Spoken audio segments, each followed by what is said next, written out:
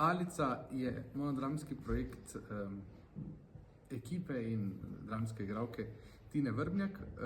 Gre pa v resnici za after party v dobesednem pomenu.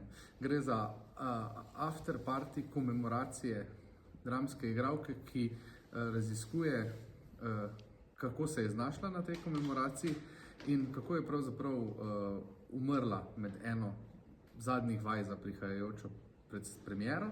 Pri tem pa se sprašuje tudi, zakaj in čemu sploh gledališče in kakšno gledališče bi potreboval trenutek, v katerem živimo.